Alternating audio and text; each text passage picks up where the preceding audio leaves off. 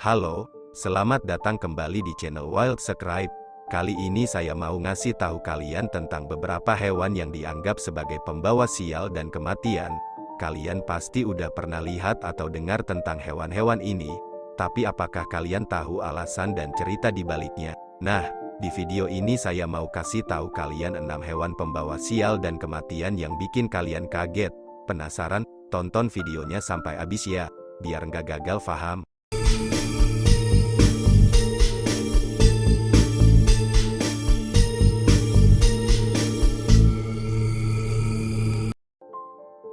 Satu, burung enggang itu burung yang punya paruh gede dan panjang, kayak tanduk sapi tapi nggak ada lingkarannya. Paruhnya biasanya warna-warni, nama ilmiahnya Bucorphus leadbeatriae, yang artinya tanduk sapi dalam bahasa Yunani. Burung ini suka makan daging, seperti hewan kecil atau serangga. Burung ini hidup di padang rumput, sabana, atau hutan terbuka. Burung enggang dianggap sebagai hewan pembawa sial karena bisa bikin orang mati atau musibah di 9 negara Afrika bagian timur dan selatan. Kalau burung enggang terbang bergerombol dengan jumlah ganjil, itu tandanya ada yang bakal mati. 2. Kelelawar itu hewan yang aktif di malam hari dan bisa terbang. Kelelawar sering dikaitkan dengan hewan pembawa sial dan kematian di beberapa kebudayaan.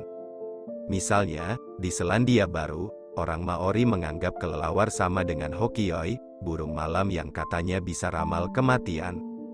Menurut buku The Raupo Book of Maori Proverb, ada pepatah yang bilang, kelelawar terbang ketika senja, hokioi terbang pada malam hari. Legenda daerah bilang burung itu nggak pernah kelihatan, cuma kedengeran aja teriak-teriak di gelap. Ada kemungkinan, hokioi itu sebenarnya burung yang udah punah, namanya elang khas, Hieraaetus mori, yang bisa angkut anak-anak dengan cakarnya. 3. Burung hantu itu burung yang juga aktif di malam hari dan punya mata yang besar. Burung hantu mungkin dianggap sebagai hewan pembawa sial dan kematian karena suaranya yang seram. Di banyak kebudayaan, menurut buku All karya Desmond Morris, burung hantu disimbolkan sebagai kematian dan utusan dewa dari dunia bawah. Menurut buku itu, di mitologi Romawi, suara burung hantu itu tanda kematian yang mau datang. Burung hantu juga katanya udah ramal kematian beberapa kaisar Romawi, karena mereka dengar suara burung hantu sebelum mati. 4. Capung itu hewan yang sering kita lihat di sekitar air dan punya sayap tipis. Capung ternyata di salah satu negara dianggap sebagai hewan pembawa sial.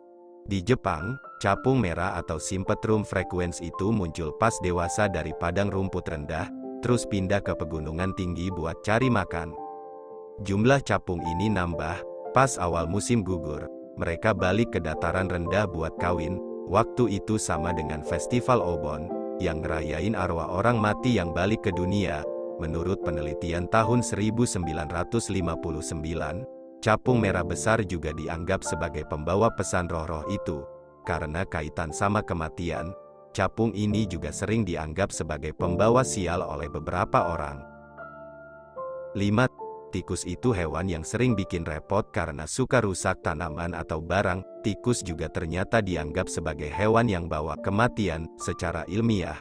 Mungkin sebabnya karena tikus itu bawa banyak penyakit yang bisa matiin orang. Misalnya, tikus jadi penyebab wabah maut hitam di abad ke-14 Eropa, karena bawa penyakit yang namanya bakteri Yersinia pestis. Wabah itu udah bunuh sekitar 25 juta orang di Eropa dalam waktu 5 tahun.